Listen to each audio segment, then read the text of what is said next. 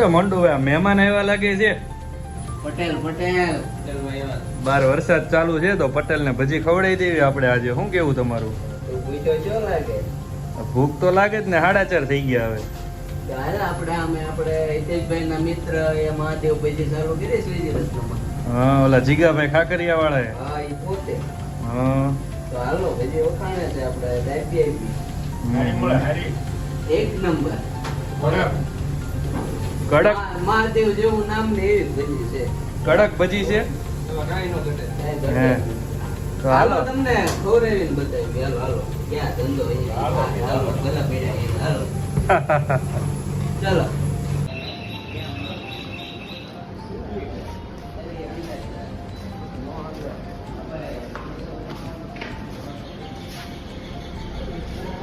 બોલો જીગાભાઈ.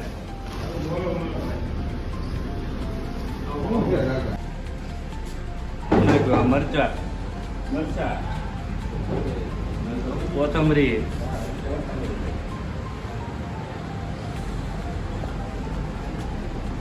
આવું ને મીઠું સ્વાદ અનુસાર.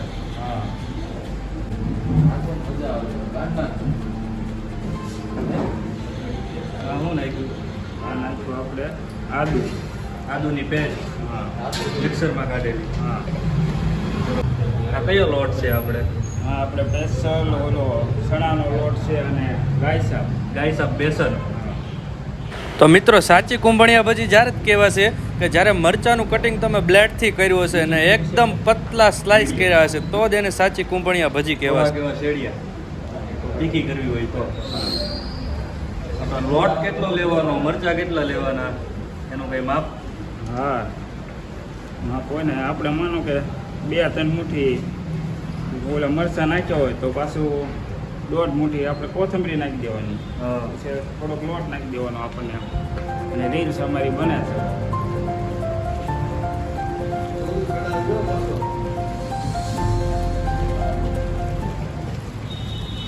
આપણે કડક રાખવાનો, ઢીલો કરવાનો લોટ. કડક જ તે. હા, બહુ જીરું નહીં કરવાનું. તો કુંભણની ભજી બને.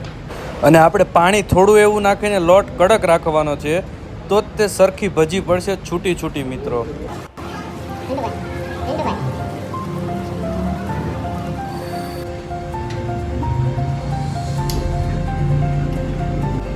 અત્યારે કેટલી બને છે ભજી? અત્યારે 200 ગ્રામ જેટલી. હાલો બનાવો.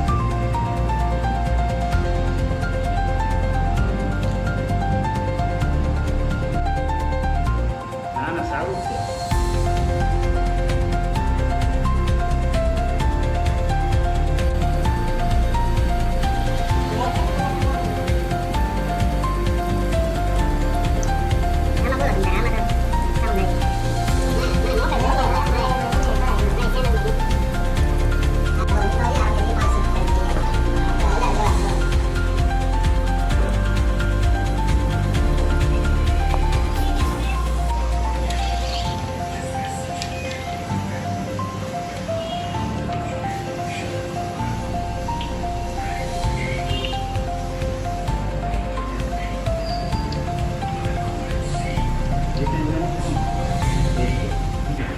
કડકડી બનાવજો.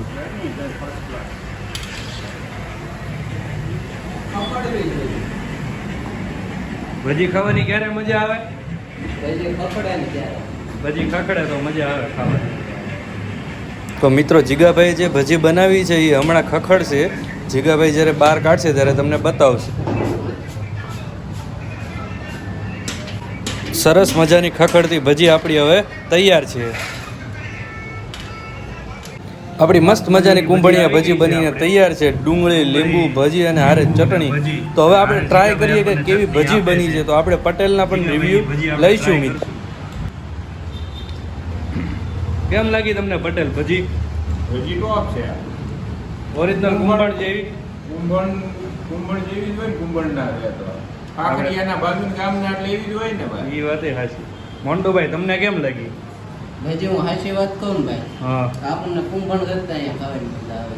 હે આ વાતાવરણ વાડી જેવું ત્યાં નથી મળતું પણ સ્વાદ સારો છે. અને આમ કેવી આમ ખખડે એવી ભજી છે તમે કીધું છે એવી કઈ ઘટે નહીં. હા હા નથી કે આમ ખખડાવે એનું ખખડાવીને બતાવે. એ વાત એ થાય છે તો આપણા સબસ્ક્રાઈબર આવે તો એને મજા તો આવશે ને આવું જ જોઈએ અહીંયા ખાવા એકવાર. તો જો ગુજરાતી હોય અને વરસાદ હોય ને તો ભજી ખાવા એકવાર આવું જ જોઈએ. ભજીમાં- અહીંયા નહીં તો આસપાસમાં જ્યાં મળતી હોય બાકી ભજી ખાવી તો જોઈએ. આપણે આનું એડ્રેસ ક્યાં છે નિર્મલનગર ગણેશ લચ્છી ની સામે શ્રીજી રત્નની નીચે મહાદેવ ભજી. ઓકે કેટલા વર્ષથી જીગાભાઈ ભજી બનાવો છો આમાં આપણે દુકાન તો નહોતી પણ આપણે ઘરે હતા ત્યારે આપણે તો નાના હતો ત્યારથી જ બનાવું. નાના હતા ત્યારથી જ છે. આ દુકાનનો શું ટાઈમ છે આપણે દુકાનનો ટાઈમ છે આપણે 4 થી રાતના 11. 4 થી રાતના 11 સુધી કાંઈ વાંધો નહીં જમતા પાછું. હાલો ત્યારે મજા આવી ગઈ ખાવાની. જો મિત્રો તમે ભાવનગરમાં રહેતા હોય તો અચૂકથી જીગાભાઈની ભજી ખાવા એકવાર નિર્મલનગર ડાયમંડ માર્કેટમાં જરૂરથી આવજો. તમને ભજીની ના મજા આવે ખાવાની તો તમે તારે મને કહેજો અને જીગાભાઈને કહેજો. 1 રૂપિયો પણ લેવાનો નથી. આ કોઈ પેડ પ્રમોશન નથી પણ આપણને ખાવાની મજા આવી એટલે વિડીયો બનાવીએ છીએ આપણે. અને જીગાભાઈને નાનપણથી ભજી ખાવાનો અને ભજી બનાવવાનો શોખ છે એટલે તેનાથી ભજી સારી જ બનશે અને તમને ખાવાની મજા પણ આવશે. એકદમ ઓથેન્ટિક આપણે કહેવાય ને કે કુંભણ ગામની ભજી છે. અને જીગાભાઈનું ગામ પણ કુંભણની બાજુમાં ખાખરિયા છે એટલે કુંભણ જેવી જ ભજી બનશે. અને હું તો એમ કહું છું કદાચ એના કરતાં પણ સારી ભજી બનશે. અમે તો કુંભણ વારા ઘણીએ ભજી ખાવા જતા હોઈએ છીએ તો હવે અમને એમ લાગે છે કે કુંભણ ધક્કો નહીં ખાવો પડે. આપણને આપણા નિર્મલનગર ડાયમંડ માર્કેટની અંદર જ આવી કુંભણ જેવી ભજી મળી રહેશે. તો થેન્ક યુ મિત્રો. જો તમને વિડીયો જોવાની મજા આવી તો ચેનલને સબસ્ક્રાઈબ કરજો અને કોમેન્ટ કરતા જાજો. અને જો તમે ટ્રાય કરવા જાઓ તો પાછા વિડીયોમાં આવીને કોમેન્ટ કરજો કે તમને ભજી કેવી લાગી. તો મળીએ આગળ નવા જ વિડીયોમાં. થેન્ક યુ મિત્રો.